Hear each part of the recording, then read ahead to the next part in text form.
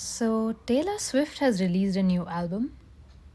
It's called The Life of a Showgirl and is a proper pop album. In fact, it's so pop, the buzz around this album is that it feels like deja vu. The general consensus online kind of went like this. I have heard this song before, but where? So I thought I'd give the album a listen, just to see what everyone was talking about. And I think I've figured out how she used inspiration to create this album. And here's what I think. The reason why everyone thinks they have heard the song somewhere before but can't point out where is because she's used fragments of some very popular songs. And at the same time, she's tried to mimic the styles of a few artists. Some are obvious, some are not. And that's what's bringing in that feeling of familiarity and deja vu. But did she succeed? That is for us to decide. So I've compiled a few examples to show you guys what I mean and where I found her attempts successful and where they weren't. And yeah, I thought I'd also do a quick review of each song at the same time. Before we start, I just want to mention this is just my personal opinion, okay? Don't come for me. I'm just putting some of my thoughts out there and I'm not here to be vicious. I'm just kind of doing this out of my own interest. In fact, I do have a few positives from the album. So, okay, now we can start. Ophelia. So my first thoughts about this song, that's pretty good. It's fun, it's catchy, it's got a strong hook and good dance to it, but it definitely felt like I've heard it somewhere. Not sure where. With each stanza, a different song was coming to mind, and then it hit me. The background hook is quite close to Hozier's Too Sweet. Now, I'm not saying that Swift has copied Hozier's Too Sweet. I just mean that this is probably one of her inspirations while creating this particular track. And to be fair, it sounds pretty good. It's like what went on in the writer's room was, hey, I really like this song. Can we kind of find something along these lines and recreate it in our own way? Which in itself isn't a bad thing. It's probably how most artists create their music, probably by listening to someone else. But they make it different enough that it sounds completely fresh. Also, just as a side note, Too Sweet isn't your average pop song. It has the 4/4 beat structure, but if we dissect the beats, it very cleverly avoids the first beat of the first bar, but its emphasis does come on the first beat of the second bar. And this is quite different from your average pop song structure, but maybe that's because it isn't pop exactly. I would just say popular. Now, coming back to Swift's song, the structure follows a similar beat verse pattern to Hozier's, though the emphasis is on the threes. But most importantly, the melody line sounds quite different, and it's slightly more summertime sadness, but it still does stand on its own. It's definitely the most fun track of the album and is a good example of using different tracks as inspiration and not straight up copycatting. Now, I don't know if she was going for Too Sweet. Maybe it was a totally different song that inspired her, but there still seems to be a solid vision and it's a solid track. Definitely the most solid out of the entire album. I can definitely see it being played in clubs, parties, and etc. Okay, moving on to track number 2. Elizabeth Taylor. Now, I feel this track had a lot of potential because there's a lot of interesting word and song choices, such as the chorus.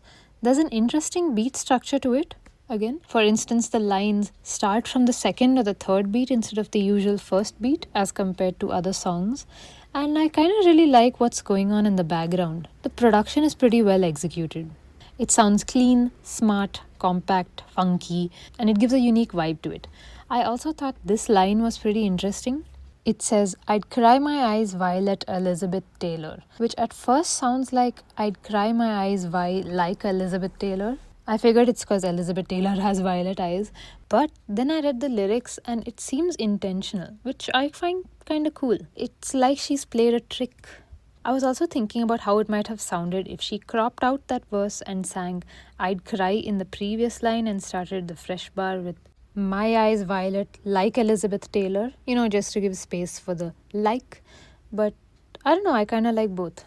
Anyway, as much as I did find the songwriting choices interesting, I do think she took it a bit too far with some of the lyrics, such as oh my god, The view of the Portofino was on my mind when you called me at the Plaza Atene. Ooh, ooh. Oftentimes it doesn't feel so glamorous to be me. That's too wordy. That's too much of a mouthful. It becomes way too clunky and it just doesn't fit well into the meter. In fact, it sits kind of awkwardly.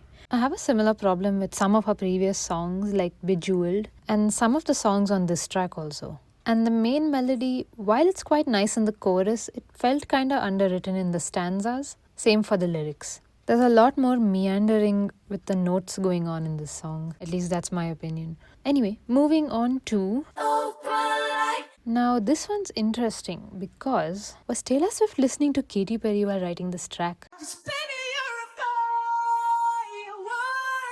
Now if it was just the melody lines, a few of the notes sounding similar, I wouldn't have nitpicked this much. But here in my opinion there are way too many coincidences to ignore. They're both talking about the night skies being a canvas that's painted on by fireworks, or in this case, opalite. The OOOs. And also, here's some food for thought. You know how when you're trying to remember a song, you tend to hum the main chorus like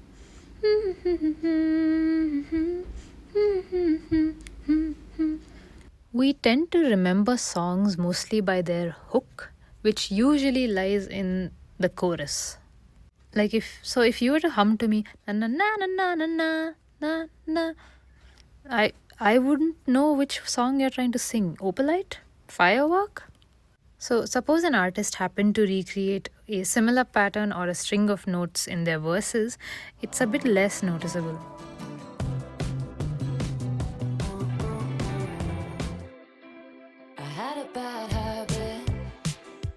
See, this is a lot less noticeable. But that's not the case for the chorus. If two choruses sound similar, especially if the OG song was very popular, it might be time to inspect. Now, whether this is an intentional lifting or accidental, because that does happen sometimes, I do think the main melodies in the chorus sound almost identical. And as for the review, I think the song is peppy and nice. But I'll be honest, the lyrics and the melody are a bit bland, and this isn't exactly the best song in the album. Anyway, next song. Okay, I don't mean to be mean. I found this song a bit bland and I struggled to find any interesting bits to talk about, unlike her previous songs. But here's a very random coincidence that I found. To fulfill your dreams, I ain't wasting no more time. You had to get rid of me. Remember when I mentioned fragments of songs? This is what I'm talking about. And there are a lot more of these, but I just found a few. I don't want the video to be that long. But I'm going to attribute this to accidental coincidence. I think this is the third. You know, it's funny. I was just listening to this song and I just found it funny. It's so random, the connection. Okay, so as we all know by now, Taylor Swift has interpolated George Michael's father figure and sort of wrote her own Taylor's version. A tailored version, if you will. Now, apart from a few lyrics, the song doesn't really stand out too much. The lyrics that I did find really interesting were, "You'll be sleeping with the fishes before you know you're drowning, and I'll pay the check before it kisses the mahogany grain." However, on the whole, I do find the lyrics a bit problematic. Maybe it's just me and I'm wrong here, but the lyrics as a whole comes across as a bit patriarchal, and I know she's critiquing patriarchy here on a deeper level, but it does feel a bit misfire because of the framing in both the lyrics and the progression on the whole. Replacing the quote-unquote patriarchal figure with a new patriarch or matriarch doesn't automatically negate patriarchy as a system, if that was what she was trying to say. And looking past the lyrics, it's also kind of emblematic of her current hold on the pop music industry. Anyway, as for the closing thoughts on the song, again, I didn't find the lyrics or the melody particularly interesting. And I will say leaving the ending on an unfinished note was an interesting idea, but unfortunately the song itself feels unfinished and underwritten. So ending it on an unfinished note, pun intended, didn't work out as well as it could have. To do that, you have to have a very strong hook and a very strong melody that are kind of in synergy with each other, which I didn't find in this particular song. Okay, next. Eldest Daughter. Now, I think this song is not too bad. It brings some of those interesting elements of beat structure that we spoke about in the beginning of the video, specifically in the verses. And also, I'm aware that this song has a lot of backlash when it comes to the lyrics and how it won't age well and that it's cringy. I personally don't put too much weight on lyrics aging well in that aspect. You know, what if they're just sealed in that time and let them be there? That's how I think about it. And you know, it can be revisited as a fun memory. But I will agree with the cringy aspect.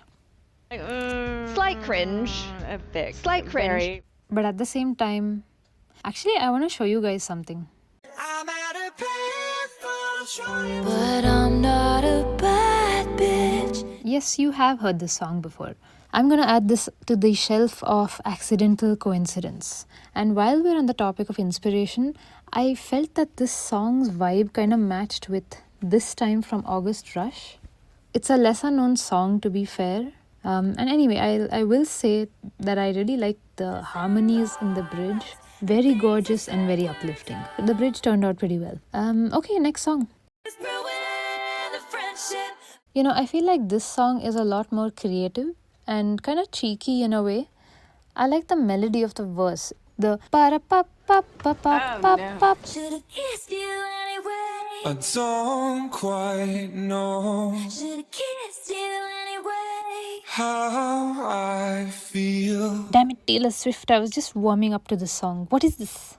Anyway, but I still enjoyed it. The song on the whole is still quite nice apart from the lyrics. And what saves the song is the ending. Post the bridge, the composition is quite well done. Again, the accompaniment is pretty good. Okay, next song. It's actually romantic. This song I feel requires two sections. Let's start with the music section and then I'll move on to the other section. Okay, I actually found the instrumentation of the song again very catchy. It reminds me of Green Day's When I Come Around, which is one of my favorite Green Day's songs. And also Teenage Dirtbag. And just as a side note, consistently the rhythm section is delivering. Like, if you take away that section, there's literally nothing holding any of this together. However, even the production is just not able to save the song, or barely able to save the song, because in my opinion the main melody kind of falls completely flat. It somehow doesn't blend well with the accompaniment and it feels a bit awkwardly placed. It kind of feels like the two teams, the accompaniment and Taylor Swift, wrote the music in two different rooms and came back and merged it together. And again, the melody notes are quite meandery. Maybe the song would be a lot more enjoyable in karaoke version. And again, I don't mean to be mean, but when one part of the song is so good, it's being ruined by this other dominant section, it's a lot more disappointing. Like, there was lost potential. Okay, next. Oh wait, I forgot about the lyrics. Oh no, one of those look for the hidden meaning songs. So I'm aware that this particular song is kind of a hit piece on Charlie XCX, and I don't know, I'm not too much of a fan. I'll be honest, one of the main reasons I don't particularly enjoy Taylor Swift's music apart from her music is because she kind of takes shots at so many people for no reason. And one thing I want to say is I do think she needs to tone down the inner Regina George because it's mean-spirited for no reason. And also, we as an audience don't need to hear your private disagreements with other people. The people in her songs don't deserve the wrath of her fans. Some of her fans. I know not all her fans are this overprotective. Also, as a postscript, I wonder if Taylor Swift has taken some notes from Sabrina as well. And maybe some stems. Also, the shubop bop is kind of out of place. Anyway, speaking of Sabrina Carpenter, okay, I think we can all hear this one.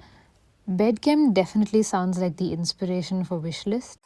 Have a couple kids, got the whole block looking like you.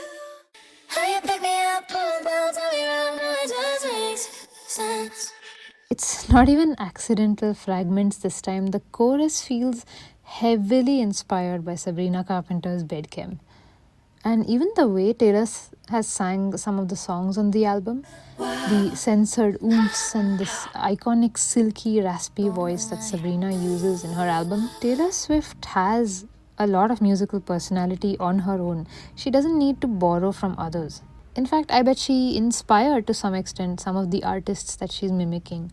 So I don't know why she even wrote this track. Like, there already exists a song called Bedchem. Wishlist is completely unnecessary, especially since I found the lyrics. The lyrics are pretty bad, not gonna lie. Okay, speaking of the lyrics, I think there's two reasons why the lyrics aren't working and why people are finding it cringe. Firstly, speaking of the music itself, her music compositions tonally are usually in the range of peppy, fun, or sad or hurt, but doesn't really sound edgy in any way. What I mean is, imagine you're watching a serious film and you're expecting non-diegetic, serious music, but instead there's like, we were both young when I first saw you. Unless you do it craftfully, it's just not going to work and it's going to sound cringe and out of place and sometimes just funny. Her music isn't matching with the lyrics. This is a similar problem I have with her previous album as well. Secondly, when it comes to Taylor Swift herself, majority of the marketing and consumership is more personality sales than music. A lot of people love Taylor Swift more than her music. They'll buy anything she sells, vinyls, sweatshirts, merch. And it's because of how she's successfully and willingly integrated herself as a brand with her music. The Easter eggs, songs about X-person in her life. That is the most talked about discourse in every album release. And when your personality is marketed as this fun, romantic, cutesy, vulnerable girl next door, it's going to come across as odd when you suddenly pivot into a different and more edgy territory. And so writing edgy and sexual material into her songs comes across as a bit more awkward and out of place because of this. At least that's my reading. Okay, next song. Knock on wood. Yet again, as is the theme of the new album, the main melody and lyrics are quite disappointing. It's like they're trailing behind the musicians. And I honestly think that the stems from each song can be used better in the hands of a different artist.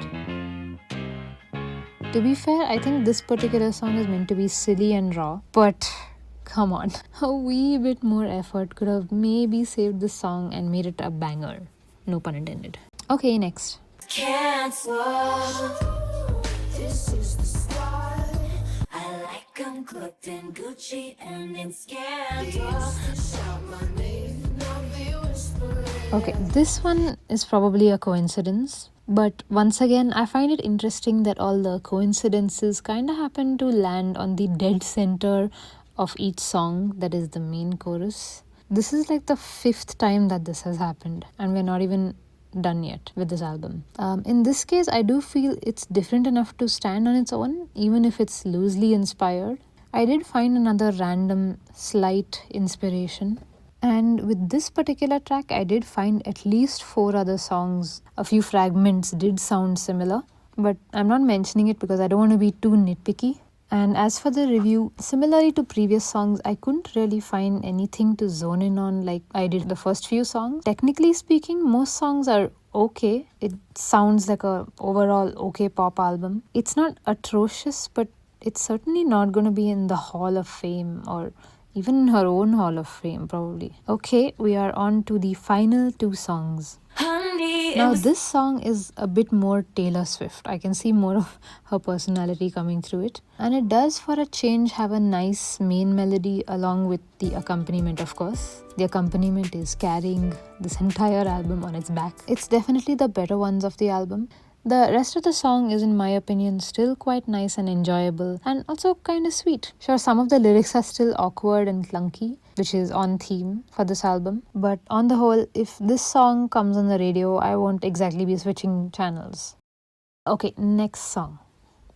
The season finale, the closing act, the title track. Okay, this better be good. Okay, we're not even 2 seconds into the song and I can already hear 2010 calling and asking for their club song back. You know what? I'll give this song another listen. You know what? The bridge reminds me of The Other Side from The Greatest Showman. Showgirl. Do you think maybe she listened to this song before composing? Well, it's intriguing, but to go would cost me greatly. So what percentage of the show would I be taking? I took her pearls of wisdom, hung them from my neck. I paid my dues with every bruise, I knew what to expect. Fair enough, you'd want a piece of all the action. I'd give you 7. We could shake and make it happen. Take a skate on the ice inside my veins. Or is that also a coincidence, you think? Not that it sounds the same, it's a different vibe or whatever, but I do find some elements are kind of similar. I do quite like the overall production, and the main melody is actually really nice. Oh no. Lately I've been feeling so cool. Top to the bottom, just hey. You're sweeter than a peach, but you don't know the life of Showgirl, babe. Taylor Swift, seriously, the note-taking has gone a bit too far this time, don't you think? Because she has literally taken all the notes from the Jonas Brothers Cool. Ma'am, did you really think no one would notice you lifting from the Jonas Brothers? I wanted to give points to this song because at first I really did like it.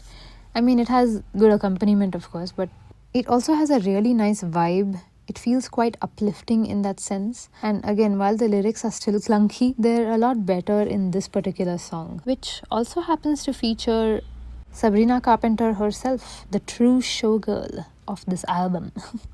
Ouch. Who sang very well, by the way. Limited screen time, but damn, she served like Zendaya. Yeah, I don't have much else to say about this song. It's kind of unfair to give it a review if everything was stolen from the Jonas Brothers. So yeah, that's it for this song. Okay, I think you already know what I'm about to say. This sucks now. I quit. You. No, that's not what I was about to say. I was about to say that the album is not great. It does have its moments, it does have potential, especially with that music production team. What can't you do? I do think The Fate of Ophelia, Eldest Daughter, Ruin the Friend and Honey are a little more standout songs of the album. Fate of Ophelia being my favorite. Lyric-wise, I didn't find any of the lyrics particularly appealing. In fact, when it comes to Taylor Swift, I find it strange that so many people laud her to be this amazing lyrical genius. I mean, her lyrics are good, but genius? I know people are going to disagree, but I've seen so many artists who are on par or better and they don't get labeled genius in any way. But one thing I do like about Swift is that she does try and she does seem to play with rhythm. Maybe not so much in this album, but her other albums. Like I've noticed in a couple of songs she has done that. She does put in effort. Her compositions in this album are very miss for me, barring the ones that I mentioned. The reason I didn't go into too much in detail in each and every song is because most of them didn't really stand out. I only wanted to mention if anything stood out in particular. So I just mentioned these salient points. I would have loved to dissect all songs like I did for The Fate of Ophelia, but each song was just kind of bland alphabet soup for the most part, and some elements were copied, so there you have it.